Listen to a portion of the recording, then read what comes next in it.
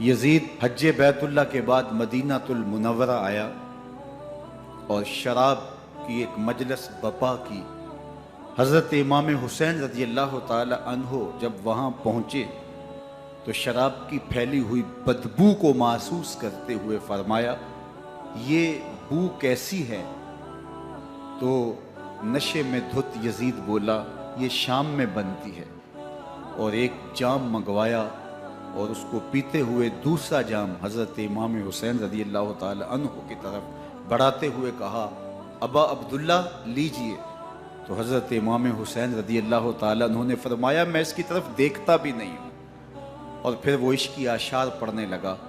جب یزید کی شراب نوشی کا منظر امام حسین رضی اللہ تعالی عنہ اپنی آنکھوں سے دیکھ چکے تھے تو مجھے بتاؤ یزید کے ہاتھ پہ امام حسین کا پاک ہاتھ کیسے آتا؟ حضرت امام حسین رضی اللہ تعالی عنہ جس ماحول میں پلے تھے، جس ماحول میں پرورش پائی تھی، جس ماحول میں رہے تھے، وہ پاکیزہ اور تقدس ماحول تھا۔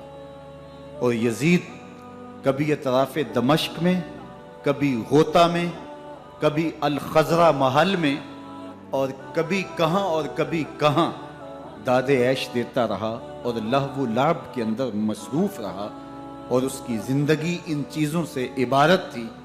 وہ محرمات کو حلال قرار دیتا، شراب نوشی اس کی ہڈیوں میں رچی ہوئی تھی، اور شریعت بیضہ کا مذاق اڑایا کرتا۔ اور حسین ابن علی رضی اللہ تعالی عنہ کی دوستیاں جن لوگوں سے تھی وہ عبداللہ ابن عباس تھے، عبداللہ ابن عمر تھے، حضرت عبد الرحمن بن ابو بکر رضی اللہ تعالی عنہ تھے۔ یزید تو جوا کھیلتا رہا، یزید تو قمار بازی کرتا رہا، یزید تو شراب نوشی کرتا رہا، اور حسین ابن علی مسجد نبوی کے منبر میں حضور کے پہلوؤں میں بیٹھتے رہے۔ اللہ اکبر! حسین کے لیے پیغمبر کے سجدوں کو طول دیا جا رہا ہے۔ حضرت سیدہ فاطمہ الزہرا رضی اللہ تعالی عنہ کے گھر کے قریب سے گزرے تو حضرت امام حسین کے رونے کی آواز آ رہی تھی، تو آقا کریم علیہ السلام نے فرمایا کہ فاطمہ حسین کو چپ کرواؤ، اللہ تعالیٰ میں انا بقاءہ یوزینی، تو جانتی نہیں حسین کا رونا مجھے دکھ دیتا ہے۔ حسین ابن علی کو حضور رونے نہیں دیتے تھے، ان کو دکھی نہیں ہونے دیتے تھے، کیونکہ رسول اللہ صلی اللہ علیہ وسلم جانتے تھے کہ یہ کتنے دکھ سہے گا، کتنی تکلیفوں سے گزرے گا اور کتنے مصائب سہے گا۔ زمانے نے وہ گھڑیاں بھی دیکھی کہ حضرت حذیفہ بن یمان رضی اللہ تعالی عنہ فرماتے ہیں کہ میں حضور کی خدمت میں نماز مغرب کی ادائیگی کے لیے حاضر ہوا، اور میں نے یہ اجازت خاص طور پہ اپنی ماں سے اس شرط پہ لی تھی کہ امی آپ مجھے اجازت دیں، میں حضور کی خدمت میں حاضر ہوتا ہوں، مغرب کی نماز بھی ادا کروں گا، اور پھر حضور سے عرض کروں گا حضور میرے لیے اور میری ماں کے لیے بخشش کی دعا کر دیجیے۔ ماں نے اس شرط پہ اجازت دے دی اور میں حضور کی خدمت میں آ گیا، نماز مغرب ادا کی، سلام پھرا، لیکن حضور عبادات میں، ذکر میں، نوافل میں ایسے مشغول ہوئے کہ میں آرزو رکھنے کے باوجود بھی عرض نہ کر سکا۔ خیر نماز عشاء کا وقت ہوا، اذان پکاری گئی، حضور مصلی پہ آئے، نماز پڑھی، سلام پھرا، اور حضور اٹھے اور کاشانہ اقدس کی طرف چل دیے۔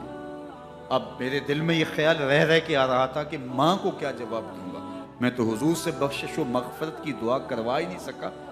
جب حضور چل پڑے تو غیر ارادی طور پہ میں بھی حضور کے پیچھے چل پڑا، تو حضور نے رخ پھیرے بغیر فرمایا، من ھذا، میرے پیچھے پیچھے کون آ رہا ہے؟ پھر خود ہی کہا، حذیفہ تو نہیں؟